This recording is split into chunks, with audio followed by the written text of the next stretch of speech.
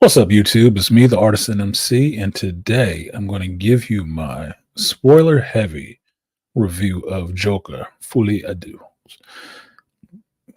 Well, I did about a 2 hour stream when I came from the movie to give a non spoiler review of this movie, and there was a lot I left out that I wanted to, I guess, explain or give my view on.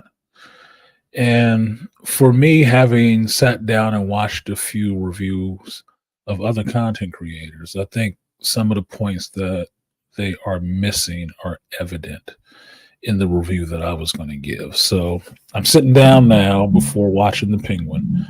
I'm going to sit down and get my views out on this Joker, and then I'm going to let it rest for a week and maybe come back to it with more of my subs have actually watched it and can speak about it intelligently. The easiest way to describe this movie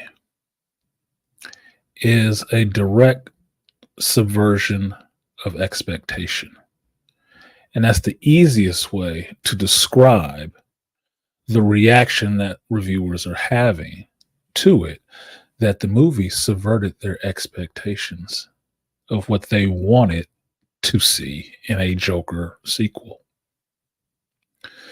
Now, the movie does go into explaining this in the movie. It actually explains it in the movie. In the end, it explains it. To why I said while sitting in the movie, I can understand why some reviewers would be upset after seeing this movie. I can understand why they thought it was garbage. But if you listen to the commentary that they give, it's all about what they thought it was going to be and what it wasn't. What they wanted to see and what they didn't. And basically, a lot of what I saw was people were expecting a massacre. And that's not what they got. And they're disappointed. Which was the point. Now, for me, I broke this movie up into 3 parts. And for me, I didn't see the movie going all over the place, that it didn't know what it wanted to be. No, it knew exactly what it was. It was an answer to everything surrounding this movie. The desire for a sequel when they didn't want to make one.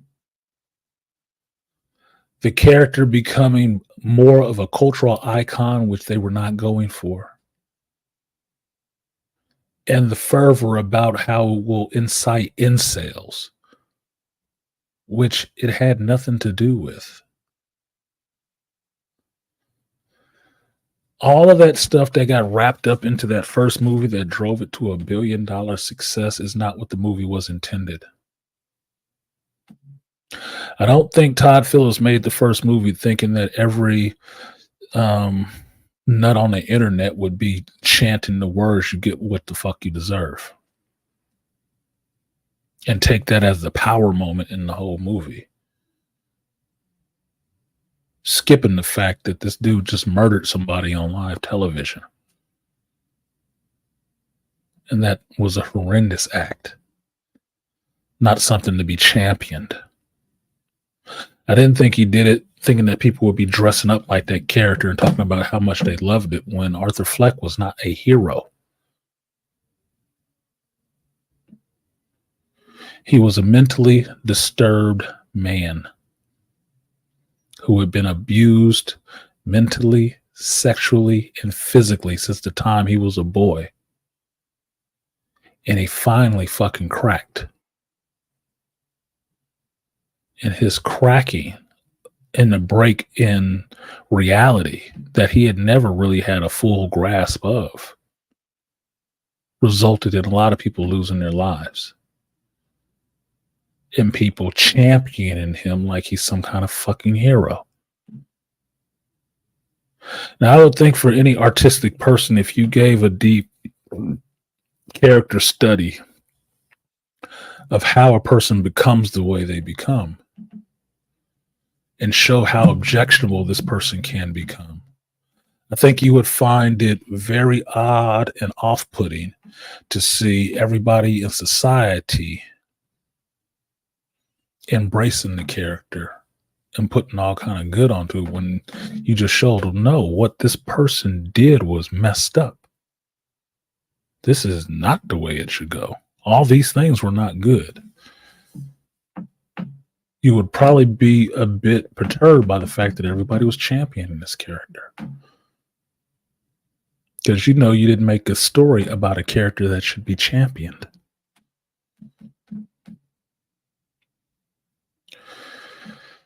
This movie, especially by the end, looks to deconstruct the Joker. Or at least in this, to see the death of Arthur Fleck by the weight of the expectations that people on the outside put on him to be the Joker. He was not living up to what they thought he should be, and they killed him for it. That is the audience. That's the audience. And now you, as the creative person, are Arthur Fleck now. They're going to ruin you because you didn't give them what they wanted. Just like your character in the movie. That's the irony of the line, you get what you deserve. At the end of the day, Arthur Fleck got what he deserved too. And somebody possibly wanted to step in and take his place.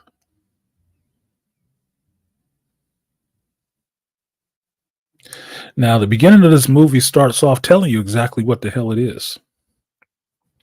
That, in case you didn't get it in the artsy sense in the first movie, in a childlike sense, we'll give you a fucking cartoon so you can understand it now. See, this is the bad side of this person, and this is a good side of this person. And when he went out there on stage, the bad side was in charge. And when the consequences came, the bad side stepped back and let the good side take the punishment.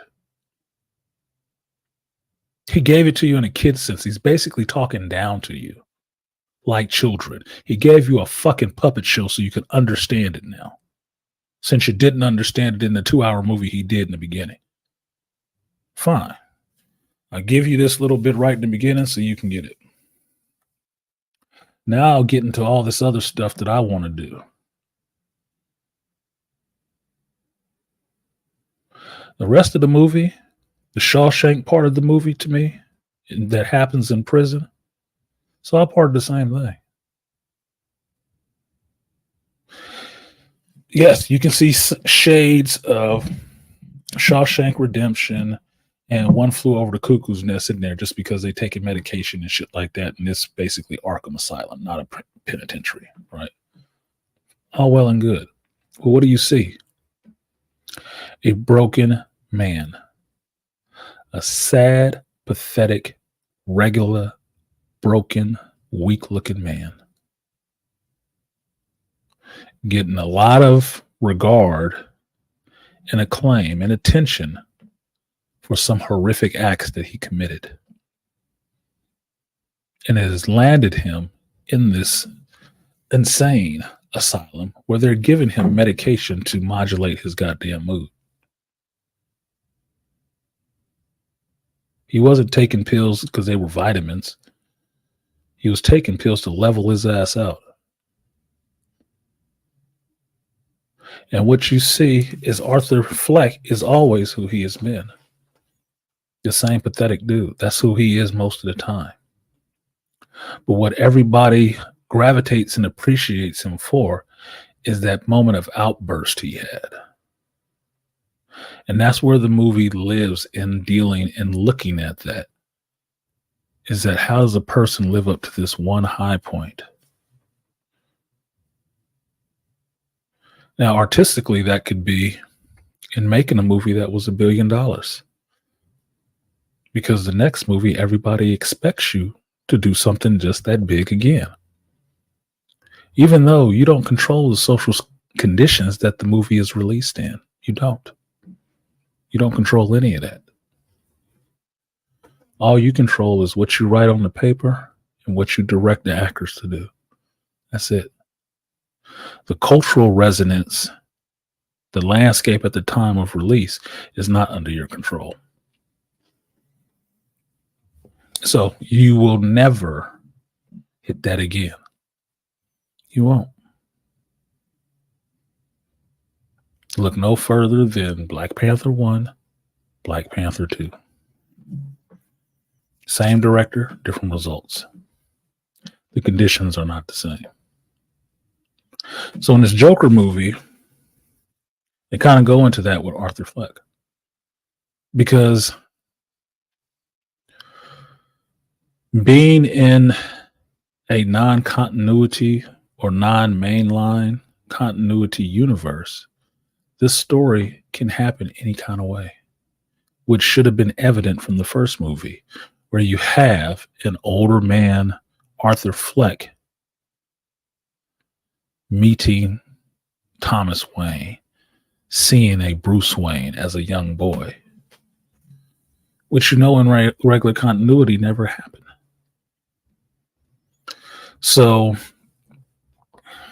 if you know that, there should be no pull on expectations of this didn't happen this way.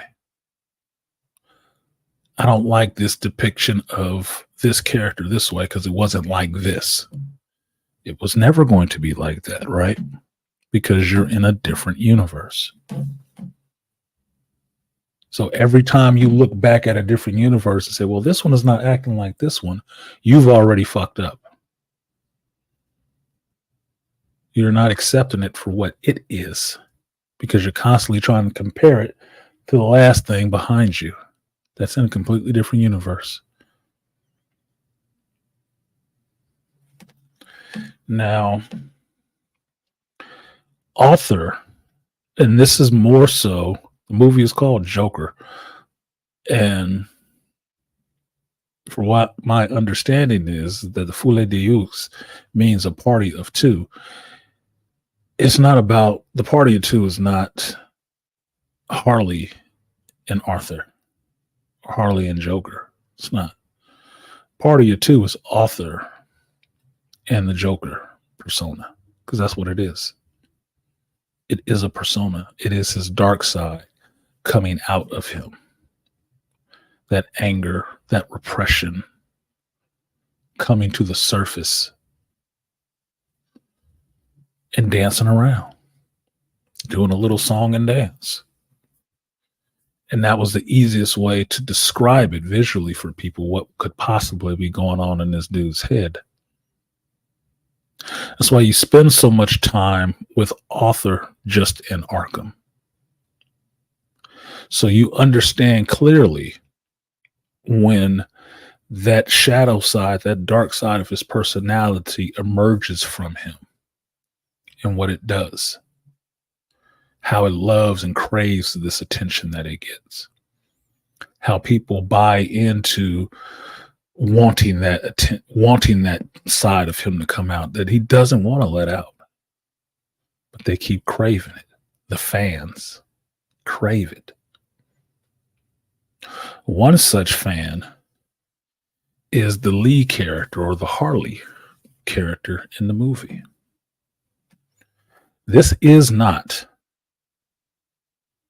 the Harley Quinn from the Batman animated series. This ain't the Batman. This isn't the Harley Quinn from any Batman movie. This ain't the Harley Quinn that Margot Robbie played. This is the Lee Quinzel that Lady Gaga is playing in a Todd Phillips movie. And this Harley Quinn is not a good person. She was not corrupted. She was already corrupt. She was already crazy.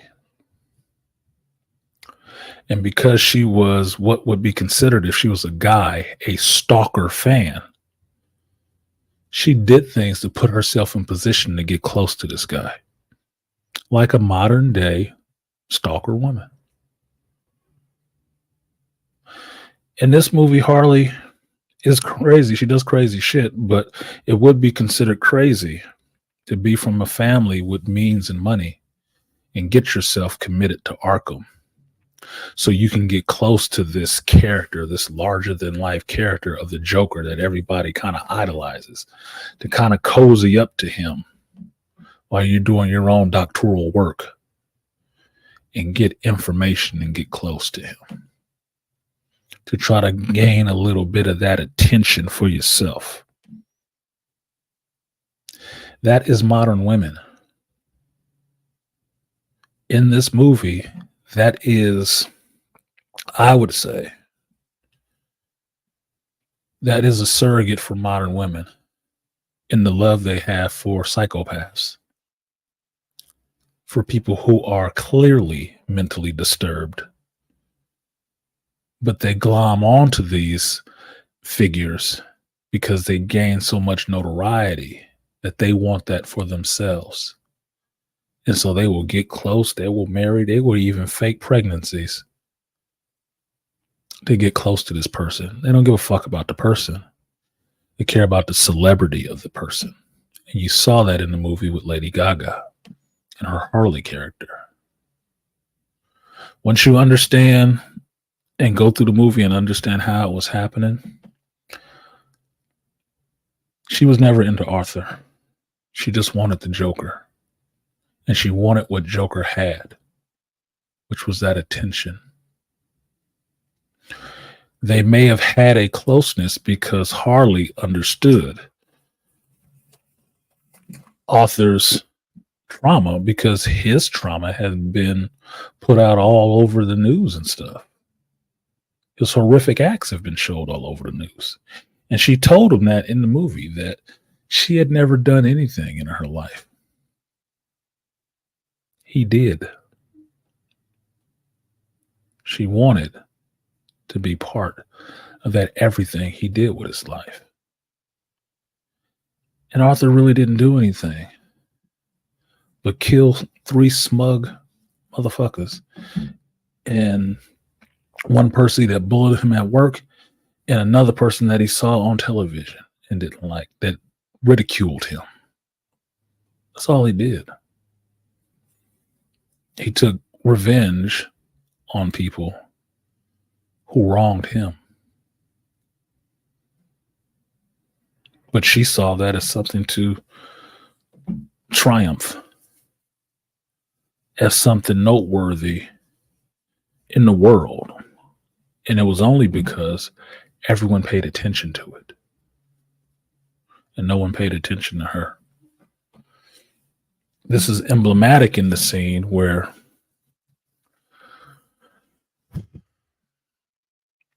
when Joker gets interviewed by the television guy in Arkham. This is a riff on the scene from Natural Born Killers, where Robert Downey Jr.'s character interviews Woody Harrelson's character of Mickey Knox. And they're trying to find out why Mickey Knox is the way he is. What it harkens to is people's love and society's love for killers or deplorable people, and how we idolize these people and blow them up into celebrities, even though the things that they've done are absolutely horrific. We make them celebrities. They garner cult followings. And people go out and try to act like them. While Joker is there singing to Harley, she's watching on the TV because they're streaming this shit. And what does she do? She busts a window she don't need to break and walks away with a television she doesn't need to take. Because you know by this time she is from a pretty well-off family. She's kind of a doctoral student or some shit. So she's not dumb. She can be crazy. She can be possibly psychotic in her behavior. But she is not a dumb woman. She knows exactly what it is she's doing. And she is what would be considered a crazy stalker fan. Because what does she do? She moves into his old apartment. You know, the one he killed his co-worker and his mother in? She moves in there. She was able to check herself out of a mental hospital. That means she ain't that damn crazy.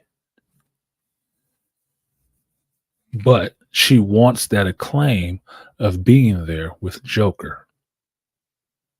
She wants that notoriety of being the Joker's lady.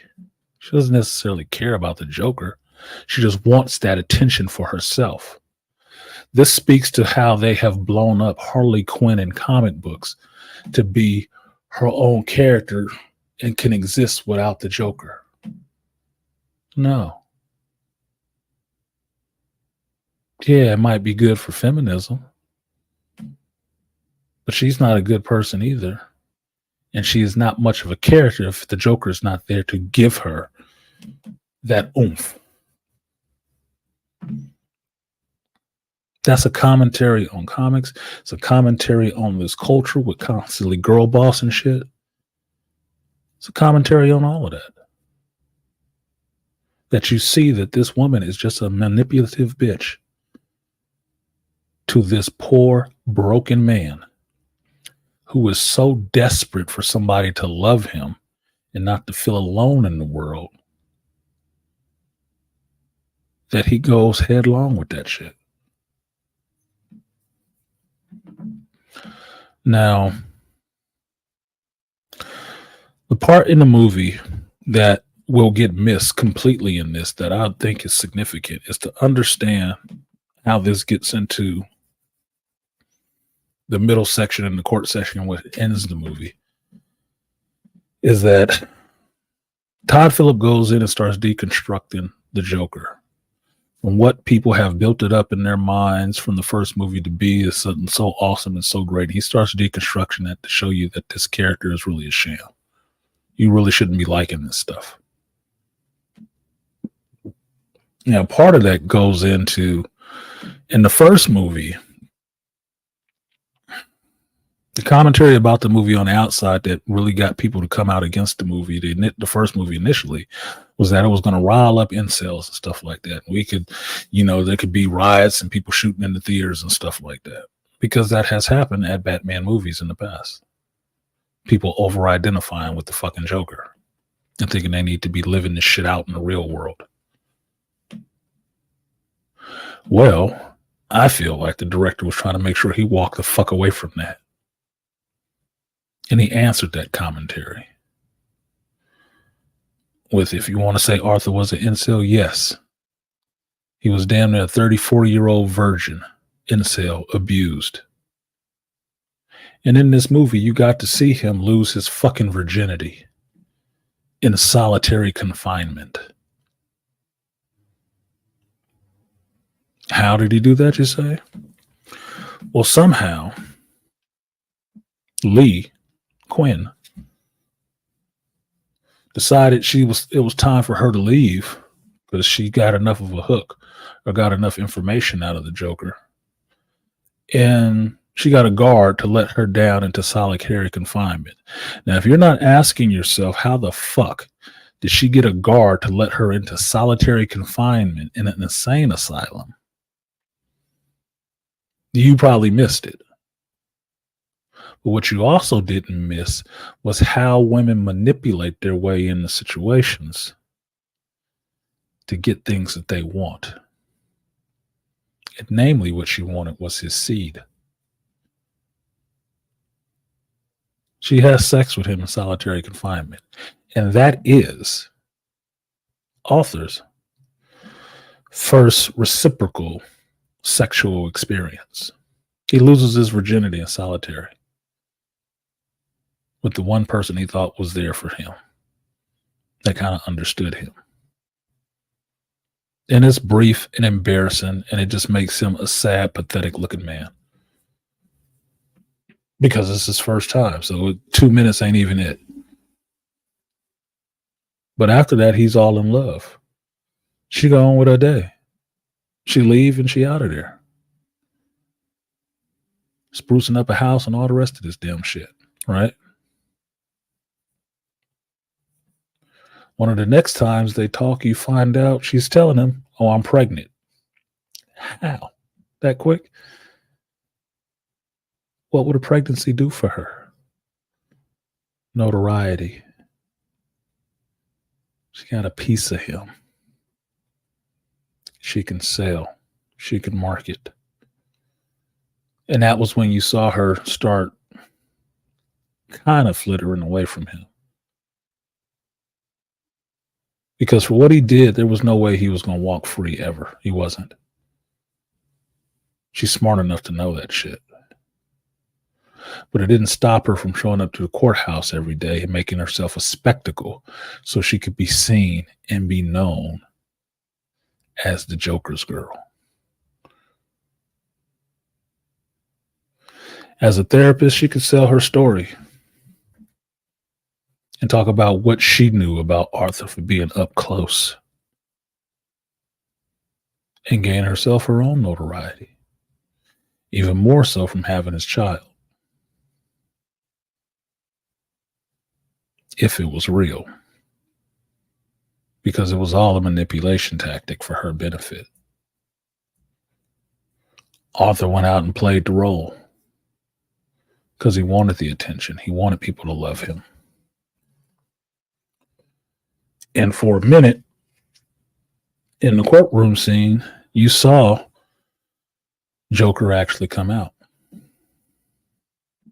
But you also saw that it was just Arthur standing there with makeup on.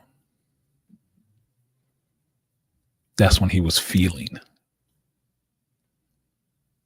Because it reached something that something that Puddle said reached him.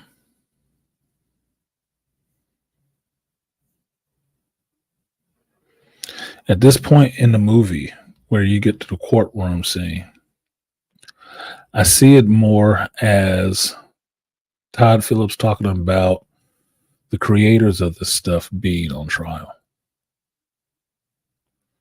That the expectations are coming at them for everybody else about what they should be, what it's supposed to mean, and giving them what they want. You hear Harley talking about the whole time when she's trying to manipulate the Joker about, we're going to make a mountain and we're going to start from a little hill. It's metaphoric for what she wants and what Harley wants. And they never go into and explain it, but it's there in the movie if you're paying attention. Is that Harley wants a massacre. And she's expecting Joker to give it to her. Arthur doesn't want to give her that. Because he's more apt to being in love with her and not understanding what she's in love with. It's not him. It's the carnage and the spectacle. She wants a mountain of bodies. And it will start from the hill of the few bodies that he's already laid out. Because I got everybody's attention. She wants more. And when he finally realized he can't give you more of what he already did, Harley is the outside audience as well. They want a mountain of bodies. And the writer director is telling you, I can't give you that. I don't want to give you that. Yeah, I want you to love me, but I can't give you all of that.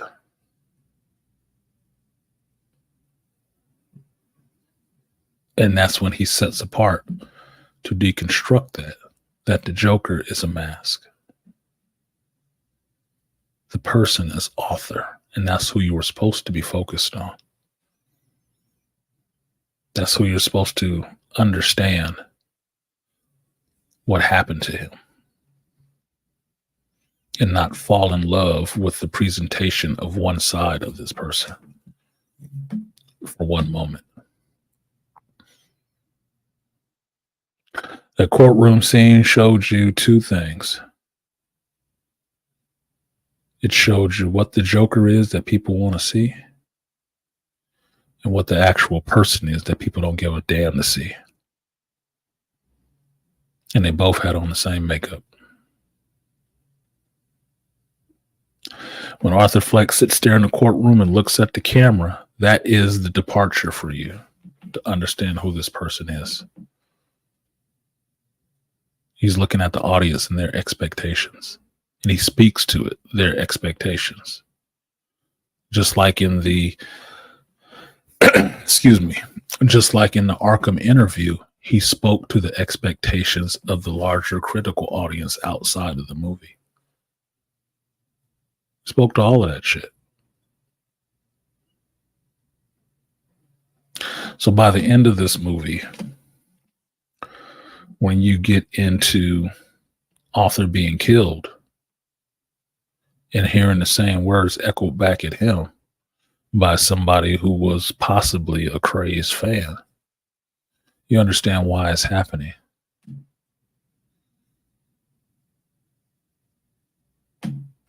Because this character has to go away. This man has to go away. He didn't give them what they wanted. It's the same reason why when he finally tells Harley that he doesn't want to be the Joker, he wants to be with her, she walks away from him because she doesn't want him. She wants the spectacle of the Joker, and he will not give her that. Arthur cannot give her that notoriety. Only the Joker can.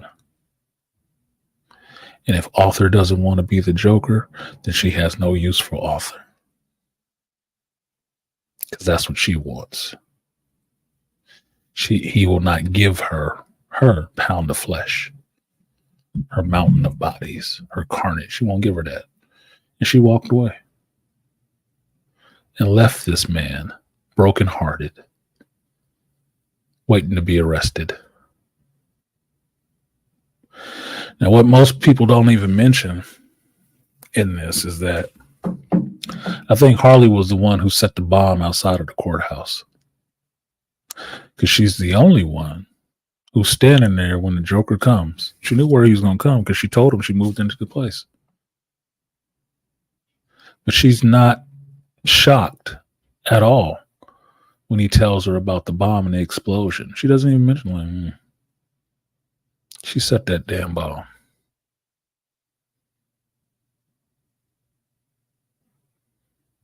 Now, either she did it or she had somebody do it, but that's why she was not surprised and uninterested.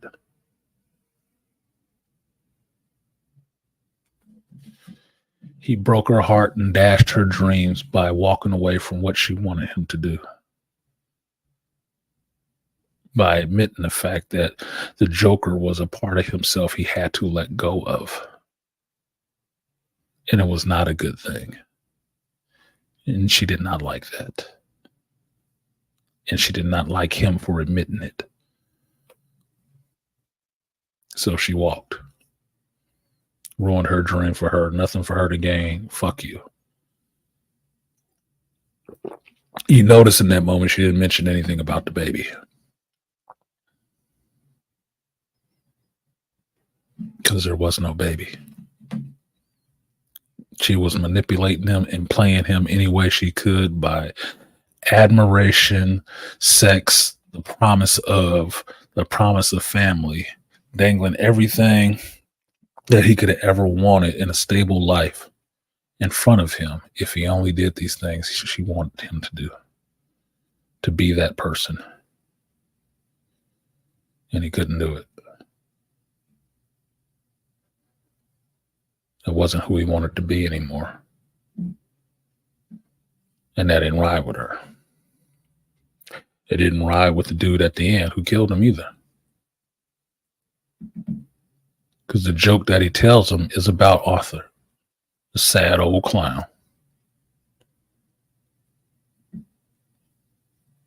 Now, the fact that this guy who killed Arthur at the end of the movie cuts his face, I personally still think that the character is Victor's ass, in that he was cutting hash marks, not cutting his mouth to look like Joker from the Christopher Nolan movie. But even if he did cut his mouth, I don't think it's to look like Heath Ledger's Joker, which people have such a reverence for. Again, somebody who does reprehensible things and is being held up as an icon and a model. Heath Ledger's Joker is nothing but Brandon Lee's The Crow. And I've said this many times. It's the same performance. That's all it is. Now, for me, if the character at the end of this Joker movie cut his mouth, it is to make him look more like the Joker that you barely saw in the Matt Reeves The Batman movie. Not to look like Heath Ledger, not to tack on to that. No.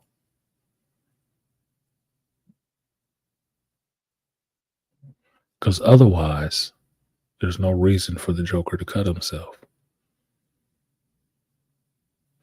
Joker's smile until that Christopher Nolan movie was not related to him mutilating himself.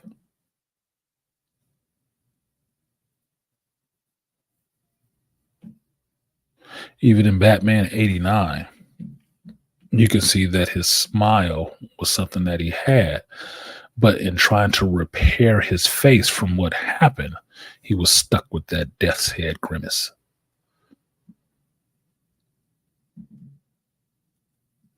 So for me, because they showed this guy unnamed in the asylum already, eyeballing Arthur with a little, sneer, like he was a little bit jealous.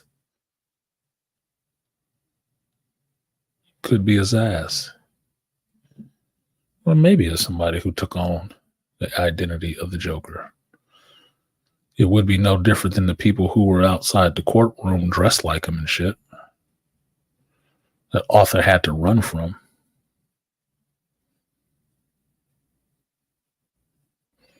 People who would dress up like him and want to carry out acts like him because they saw him as a hero when he was not a heroic character. He didn't redeem anybody. He didn't save anybody.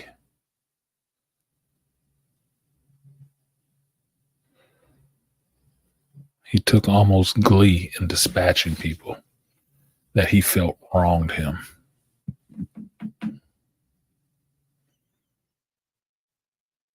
So Todd Phillips in this movie gave you a reason why what happens with characters like that. They have to go. So when you look at people who found this movie really unsatisfying and trash, regardless of music being the easy thing to say, oh, it took me out of it or whatever, listen to what they're saying they would have rather have seen. Because mind you, in the beginning, there was no standard for a Joker movie. Before Todd Phillips made that first one, there was no standard. But they will readily tell you now, on this second movie, it's not what I expected. Well, what the fuck did you expect? Carnage? You just thought he was going to be the wild, crazy Batman Joker and, killing folks and stuff? Here's a hint. This is a Joker movie. There is no Batman in this world yet. You saw Bruce Wayne. He is a fucking kid. And his parents were alive. Batman doesn't exist in this world. So that's not what you're going to get. The fact that you're looking for that is like going to a pizza parlor looking for a cheeseburger. That's not the movie you were going to get. What you did get is more of what you got the first time. And what he told you was that I'm not giving you Carnage. I'm not going to give you a mountain of bodies. This character needs to go like it should happen in the real world. And somebody, the person who takes him out, is going to be the one who was an idle fan beforehand and couldn't get what the fuck they wanted from him. So they go they going to kill him.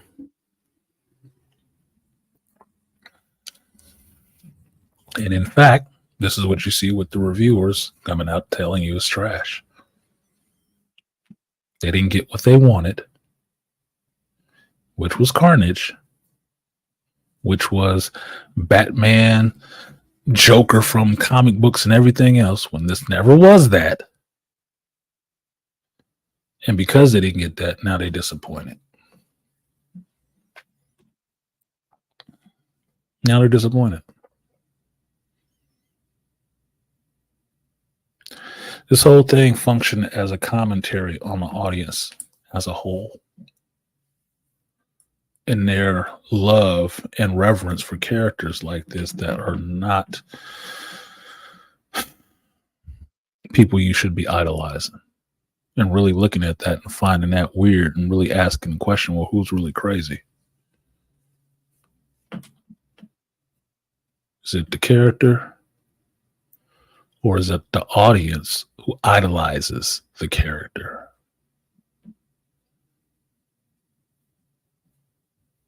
I heard one commentator talk about how they didn't like Harvey Dent in this movie.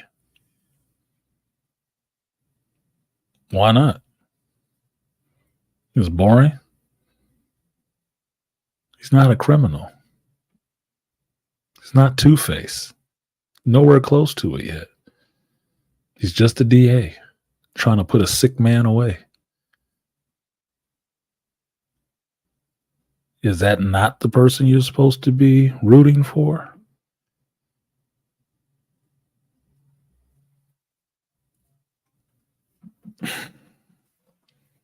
You have to ask yourself these questions. And that's why I thought I would get out my little piece on it.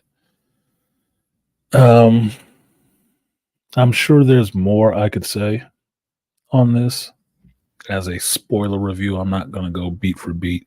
I do have a shitload of notes on it, but I'm not going to go beat for beat on that. It's just to get through the main sentiment of this movie. Is that you are the punchline for this movie.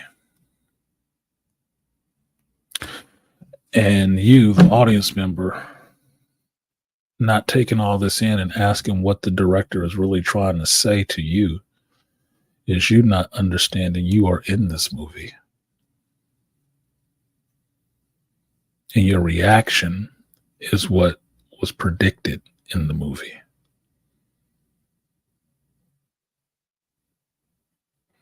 So in essence, that's why I think he ended the movie with that line. You get what you deserve.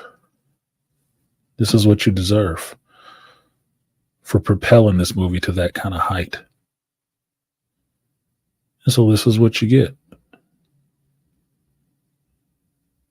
He walked away from this so he wouldn't have to do this character again. He killed it. Now they don't have to ask him for a sequel. Which I would think, if he thought about it, was probably how it should have ended in the first movie. If he knew this kind of fervor would take place after it, I bet he would have killed the character in the first movie.